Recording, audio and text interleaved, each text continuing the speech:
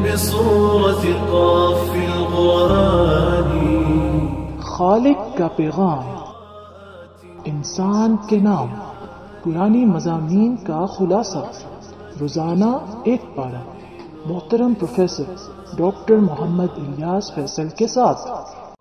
الحمدللہ وکفا والصلاة والسلام علی سید الرسل وخاتم الانبیاء وعلی آلہ واصحابہ نجوم الہدی، اما بعد فاعوذ باللہ من الشیطان الرجیم۔ يعتذرون إليكم إذا رجعتم إليهم قل لا تعتذروا لن نؤمن لكم قد نبأنا الله من أخباركم وسيرى الله عملكم ورسوله ثم تردون إلى عالم الغيب والشهادة فينبئكم بما كنتم تعملون۔ آج انشاءاللہ ہم 11ویں پارے کا خلاصہ آپ کی خدمت میں عرض کریں گے۔ اس پارے کا آغاز سورہ توبہ کی آیت نمبر 94 سے آیت نمبر 127 تک چلے گا۔ گزشتہ پارے میں اور اس پارے کے آغاز میں غزوہ تبوک کے حوالے سے ایسے لوگوں کا تذکرہ ہے جو منافق تھے اور نہیں گئے اور اپنے نہ جانے کے جھوٹے عذر تراشے۔ رومی فوج یہ شام کے علاقے میں تھی اور مسلسل ان کی طرف سے مدینہ منورہ پر اٹیک اور حملے کی دھمکیاں دی جاتی تھیں۔ نبی اکرم صلی اللہ علیہ وسلم نے سن 9 ہجری میں تبوک کا سفر کیا جو شامی علاقے کی حد ہے۔ اس غزوے میں مسلمانوں کی فوج 30,000 تھی اور رومی فوج جو مقابلے میں تھی وہ 40,000 تھی۔ نبی اکرم صلی اللہ علیہ وسلم جب وہاں پہنچے تو رومی فوج میں خود ہی انتشار پیدا ہو گیا اور وہ مسلمانوں کا مقابلہ نہ کر سکے۔ اس کا فائدہ یہ ہوا کہ اس علاقے میں جہاں رومیوں اور عیسائیوں کا تسلط تھا ان قبائل نے یہ محسوس کر لیا اب یہ ان کا تسلط ختم ہو گیا ہے، لہٰذا ہمیں مسلمانوں کے ساتھ اپنے تعلقات ہموار کرنے ہیں۔ اس سلسلے میں وہاں کا ایک علاقہ دومت الجندل اور عقبہ جو آج اردن میں ہے، یہاں کے لوگوں کے ساتھ نبی اکرم صلی اللہ علیہ وسلم کے معاہدے ہو گئے۔ یہاں چونکہ منافقین نے شرکت نہیں کی تھی تو گزشتہ پارے میں بھی اور اس پارے میں بھی ان کے جھوٹے عذر اور بہانوں کا تذکرہ کر کے ان کی مذمت کی گئی ہے۔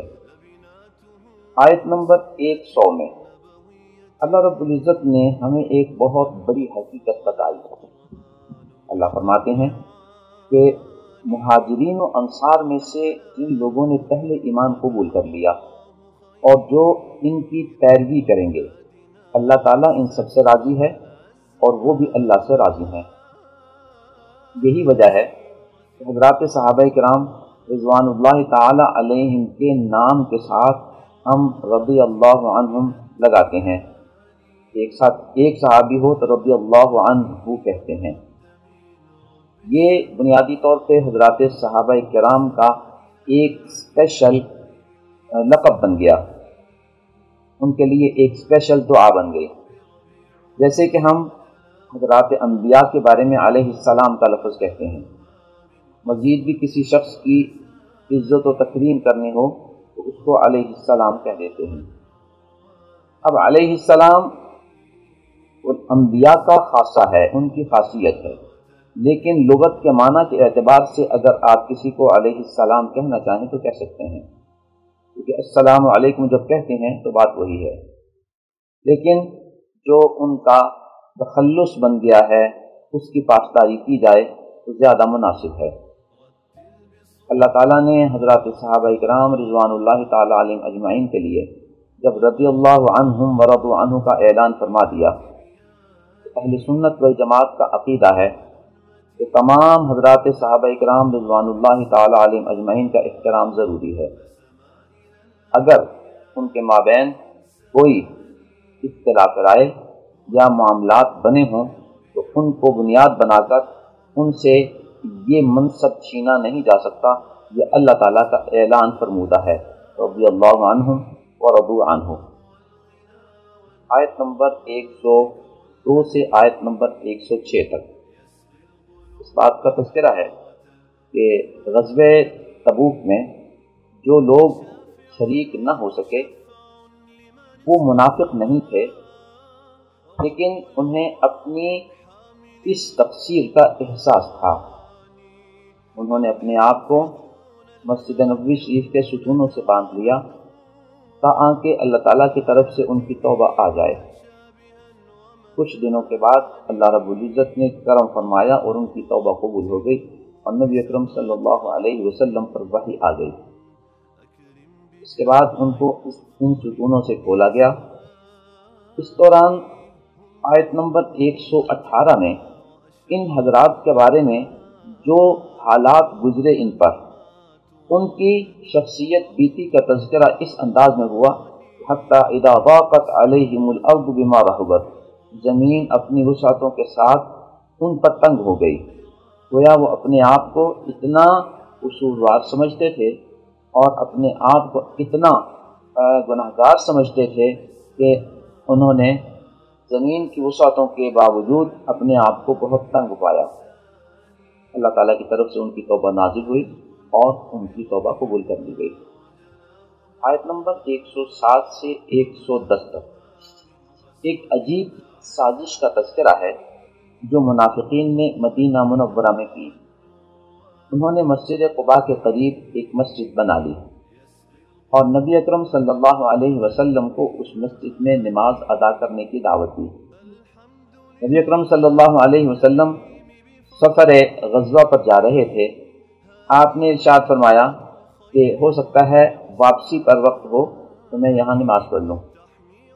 اللہ تعالیٰ کی طرف سے وحی آ گئی کہ یہ مسلمانوں کی مسجد نہیں ہے، یہ منافقین کی مسجد ہے، اور اس مسجد کے جو مقاصد ہیں، ضرارن مسلمانوں کو نقصان پہنچانا، وکفرن کفر کو پھیلانا، نمبر 3 وتفریق بین المسلمین مسلمانوں میں انتشار پیدا کرنے کی کوشش کرنا، نمبر 4 ارصادا لمن حارب اللہ ورسولہ اللہ اور اللہ کے دشمنوں کے لیے پناہ گاہ بنانا اس مسجد کو۔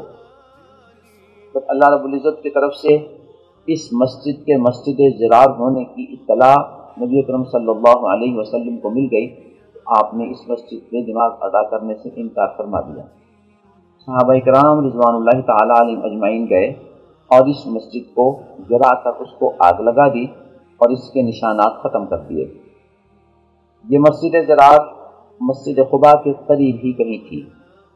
قدیم مورخین بھی اس کا تعین نہیں کر پائے کیونکہ اس کے نشانات ختم کر دیے گئے تھے۔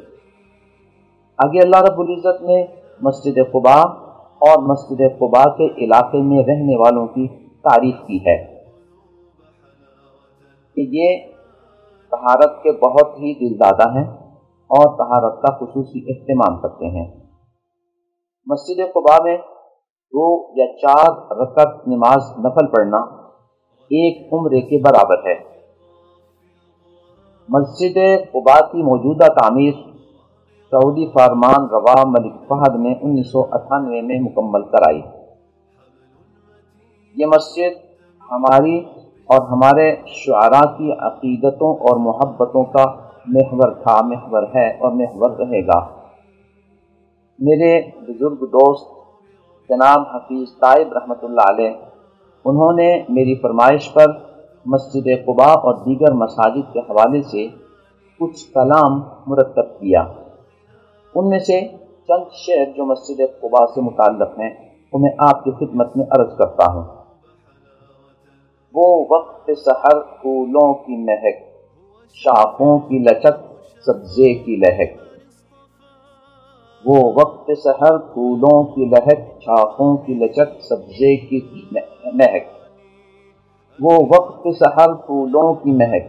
آگے فرماتے ہیں گلزار قباء کے دامن پر کیفیت شبنم کیا کہیے، آگے مسجد نبوی شریف میں نوافل ادا کرنے کے فرائض کے حوالے سے جناب حفیظ طائف رحمۃ اللہ علیہ نے ایک شعر کہا، قبا میں نوافل ادا کر رہا ہوں، قبا میں نوافل ادا کر رہا ہوں، نرالی بشارت میرے سامنے ہے۔ وہ بشارت کیا ہے؟ کہ 2 یا 4 رکعت پڑھنے کا ثواب ایک عمرے کے برابر ہے۔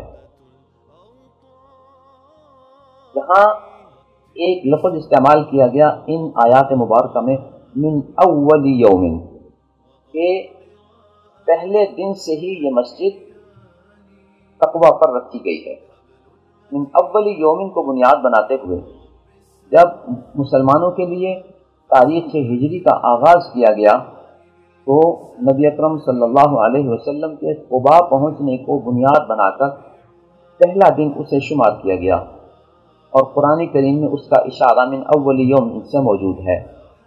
نبی اکرم صلی اللہ علیہ وسلم کی مبارک زندگی میں بہت سے واقعات آئے، لیکن سب سے بڑا واقعہ جو ایک سلطنت کے قیام کے لیے مہمیز کی حیثیت رکھتا ہے، وہ چونکہ ہجرت تھی، لہذا تمام معاملات میں ہجرت کو بنیاد بنا کر اس تاریخ ہجری کا آغاز کیا گیا۔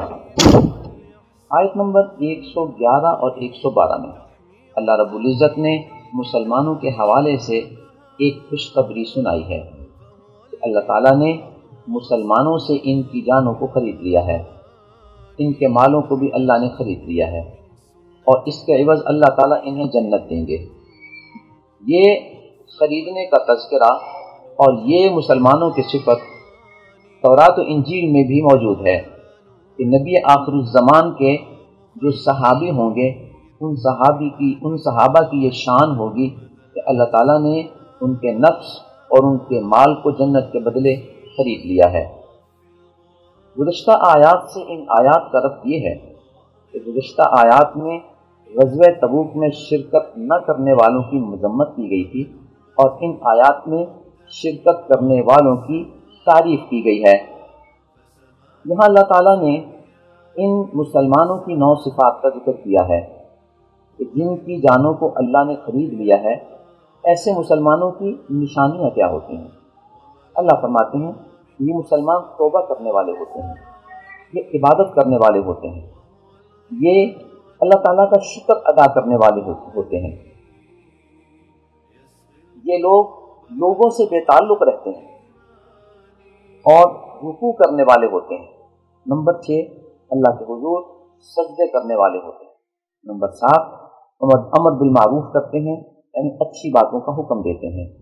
نمبر 8 نہی عن المنکر کرتے ہیں، یعنی بری باتوں سے روکتے ہیں۔ نمبر 9 اللہ تعالیٰ کی جو حدود ہیں، اللہ تعالیٰ کے جو قوانین ہیں ان کی پاسداری کرتے ہیں۔ آیت نمبر 113 اور 114 میں ہمیں مشرکین کے حوالے سے ایک بنیادی مسئلہ سمجھایا گیا ہے کہ جب کوئی شخص شرک پر مر جائے تو اب اس مرے ہوئے مشرک کے لیے استغفار کرنے کی اجازت نہیں ہے، چاہے وہ کوئی رشتہ دار ہو یا اور کوئی تعلق والا ہو، اس لیے کہ جو شرک پر مر گیا اس کے بارے میں یہ بات واضح ہو گئی کہ وہ جہنمی ہے، تو جہنمی شخص کے لیے استغفار نہیں کیا جا سکتا۔ حضرت ابراہیم علیہ السلام کے اپنے باپ کے لیے استغفار کے حوالے سے بیان کیا گیا کہ ایک مخصوص وقت تک کے لیے تھا، لیکن جب ابراہیم علیہ السلام پر یہ بات واضح ہو گئی کہ یہ شرک پر ہے، یہ شرک پر مرا ہے، تو حضرت ابراہیم علیہ السلام نے اس کے لیے استغفار کرنا چھوڑ دیا۔ آیت نمبر 119 میں اللہ رب العزت نے ہمیں اپنی معاشرت کے حوالے سے یہ تعلیم دی ہے کہ اے ایمان والو، جہاں تم نے تقوی کو اختیار کرنا ہے وہاں اچھے لوگوں کے ساتھ رہنا ہے، اچھے لوگوں کی صحبت میں رہنا ہے۔ اچھے لوگوں کے ساتھ اور ان کی صحبت میں رہو گے تو تمہاری عادات و اطوار بھی اچھی ہوں گی، اور اگر غلط لوگوں کے ساتھ رہو گے، غلط عقیدے والے لوگوں کے ساتھ رہو گے، ملحدین کے ساتھ رہو گے، تو تم پر بھی ان کے اثرات پڑیں گے اور تم گمراہ ہو جاؤ گے۔ آیت نمبر 122 میں اللہ رب العزت نے مسلمانوں کے بارے میں یہ بات ارشاد فرمائی ہے کہ تم میں سے کچھ لوگ دین حاصل کرنے کے لیے اپنے علاقے سے باہر جانے کا سلسلہ رکھیں اور سفر کر کے دین حاصل کریں۔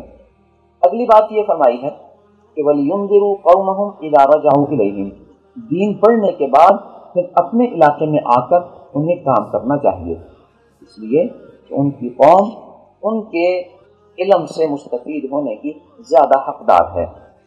آج ہمارے علماء، ہمارے طلباء کو یہ اصول پیش نظر رکھنا چاہیے کہ ہم نے اللہ رب العزت کے حکم پر دین حاصل کیا ہے، اور اللہ کا دوسرا حکم ہمارے لیے یہ ہے کہ تم اپنی قوم اور اپنے علاقے میں جا کر دینی کام کرو، دین کی دعوت و تبلیغ کرو۔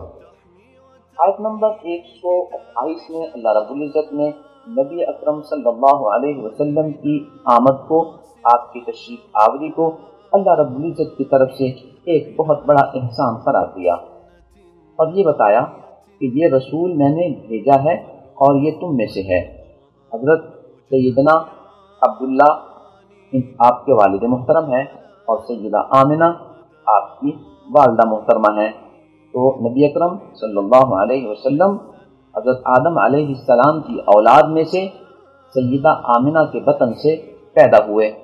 یہ معنی ہے کہ من انفسکم، نبی کو ہم نے تم میں سے بھیجا ہے۔ بسم اللہ الرحمن الرحیم، سورۃ یونس کا آغاز ہو رہا ہے۔ اس کی 109 آیات ہیں۔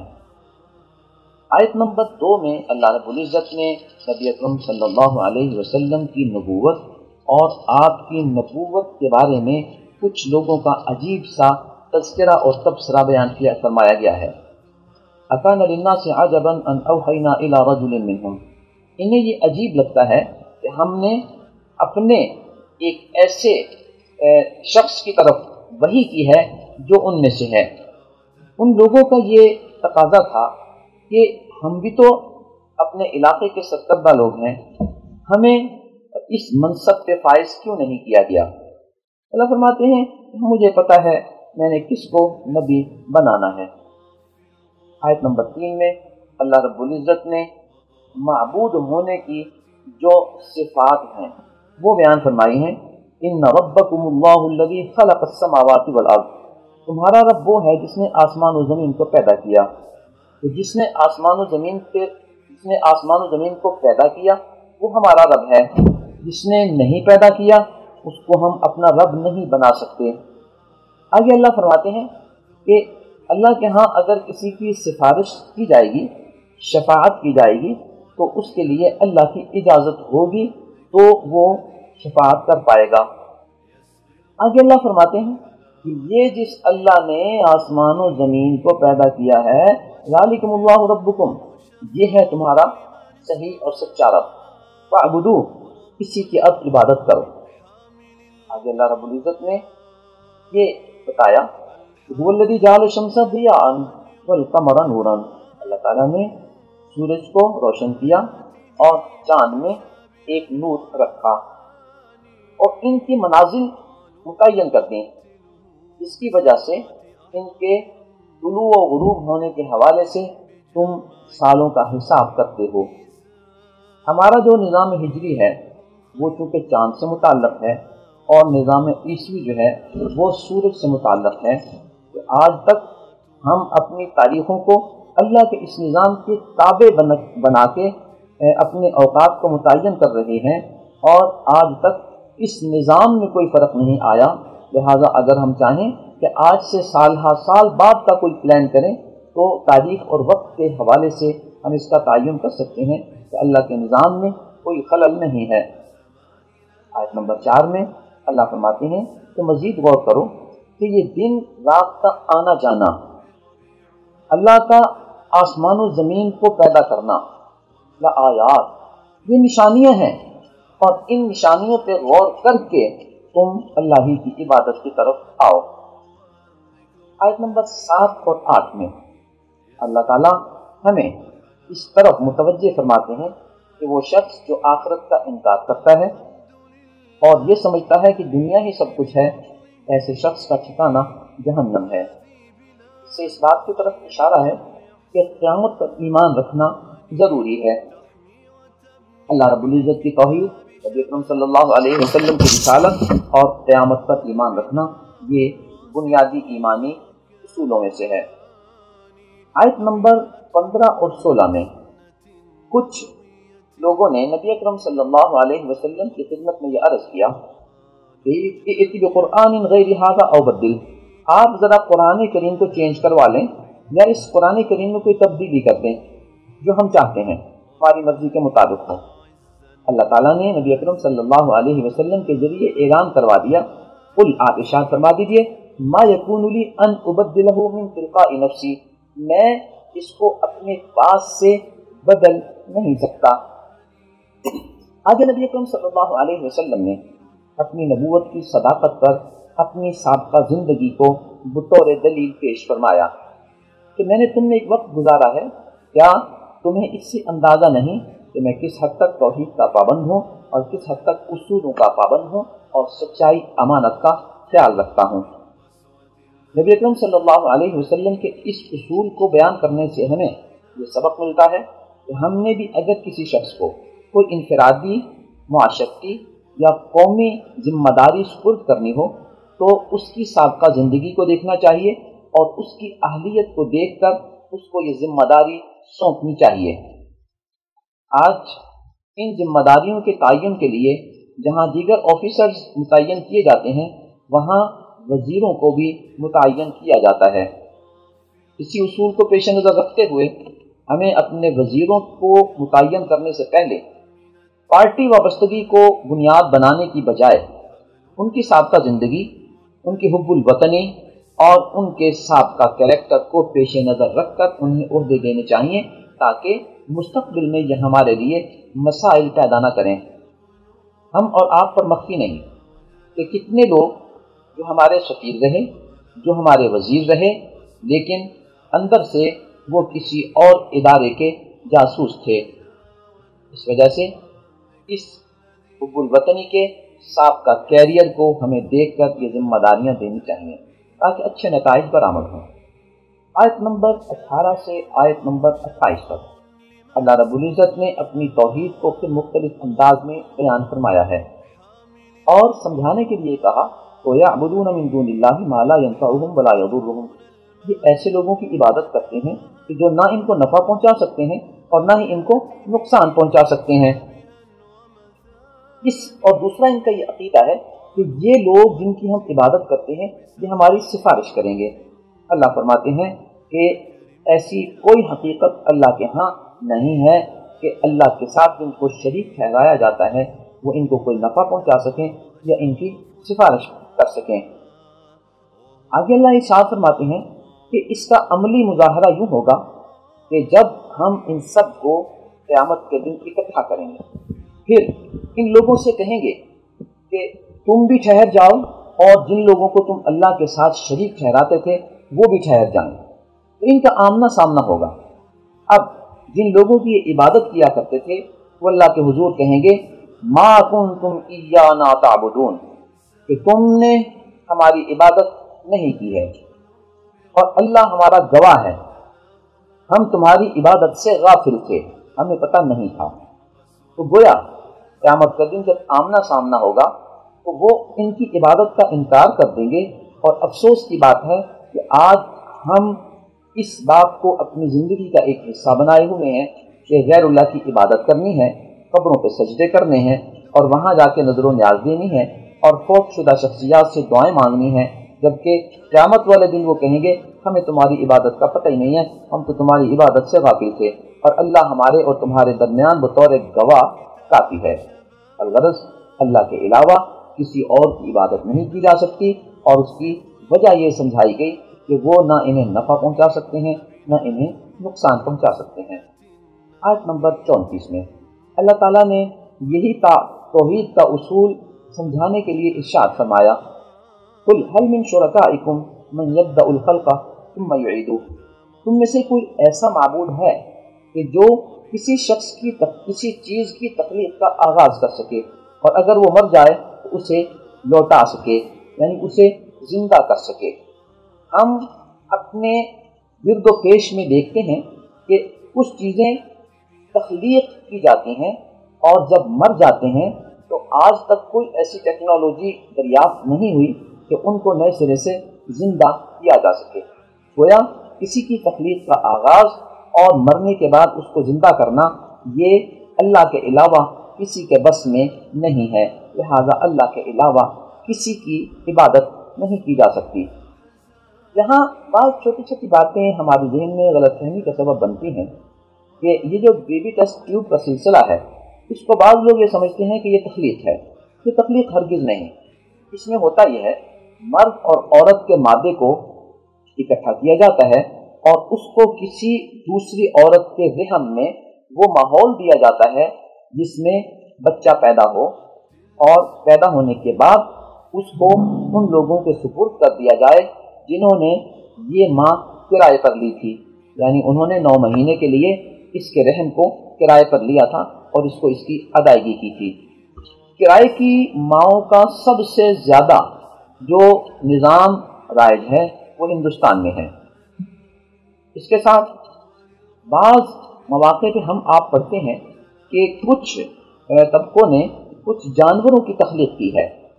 اس حوالے سے بھی صورتحال ہمارے سامنے رہے کہ جانوروں کی تخلیق یہ کسی ایسے مادے سے نہیں ہے جو اللہ کے تخلیقی نظام سے ہٹ کر ہو، بلکہ اللہ کے نظام سے کچھ چیزیں لے کر ان کی پیوند کاری کی گئی ہے اور ان کی زراعت کی گئی ہے، اور بڑھتے بڑھتے انہی چیزوں کو آگے بڑھا کر ایک جانور کی شکل وہ بن گئی ہے۔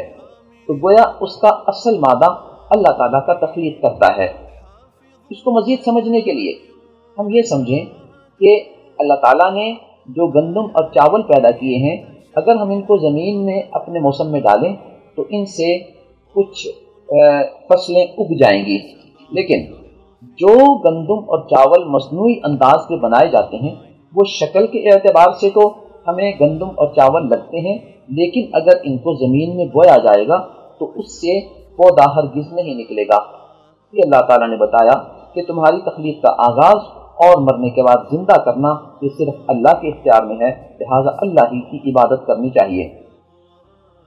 آیت نمبر 45 میں اللہ رب العزت ان لوگوں کے بارے میں جو قیامت کا انکار کرتے تھے فرماتے ہیں کہ جب اللہ ان کو زندہ کریں گے اور ان سے پوچھیں گے کہ تم نے کتنا عرصہ زمین میں گزارا ہے، تو وہ کہیں گے ہم تو شاید کچھ گھڑی دنیا میں رہ کر آئے ہیں۔ تو ان کچھ گھڑیوں کی عیش و عشرت کے لیے انہوں نے اپنی آخرت کو تباہ کر دیا۔ اللہ فرماتے ہیں قد خسر الذین کذبوا بلقاء اللہ، اس طرح جنہوں نے دنیا کی ان چند گھڑیوں کی عیش و عشرت کے لیے آخرت کو ضائع کیا، یہ لوگ خسارے میں ہیں۔